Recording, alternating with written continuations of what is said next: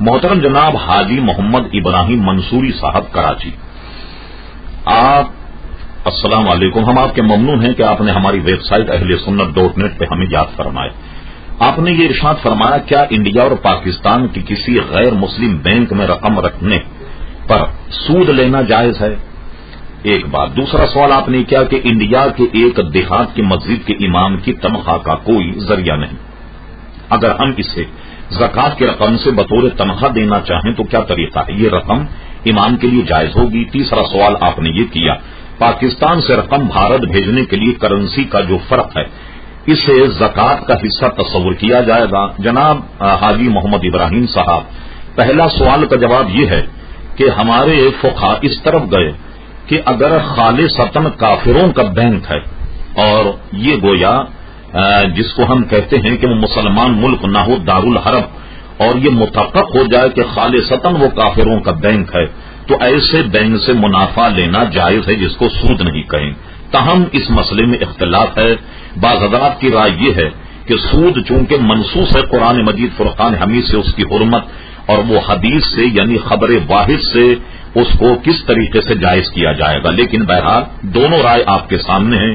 بعضوں نے اس کو سود کہا اور بعض حضرات اس کے حق میں ہیں کہ یہ بات متفق ہو جائے کہ بینک مکمل کافروں کا اور مسلمان یا مسلمان ملک کا اس میں کوئی شیئر نہیں، تو اس سے منافع جائز ہے۔ ایک رائے یہ۔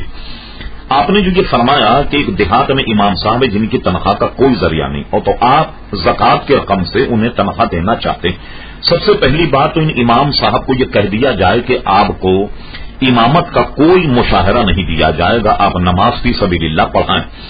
یہ بات کا اطمینان دلانے کے بعد بطور نظر اور بطور تحفہ اگر آپ ان کو زکوٰۃ کی رقم ادا فرما دیں گے تو ظاہر ہے کہ وہ نماز پڑھانے کا مشاہرہ اور معاوضہ نہیں ہوگا، ہدیتاً اور تحفتاً ہوگا، اس لیے امام صاحب کو لینا اب جائز ہو جائے گا۔ ایک اس کی دوسری صورت یہ ہے کہ جہاں یہ امام صاحب رہتے ہیں اس علاقے میں اگر کوئی ایسا غریب ہے کہ جو زکوٰۃ اور خیرات کا مستحق ہے، تو یوں بھی ہو سکتا ہے کہ وہ یہ رقم اپنے طور پر لے کر اسے قبول کر لے تاکہ تملیک ہو جائے، یعنی وہ مال کا مالک ہو جائے۔ وہ اپنی طرف سے اگر امام صاحب کو ہدیہ کر دے تو اب امام صاحب کے لیے جائز ہوگا۔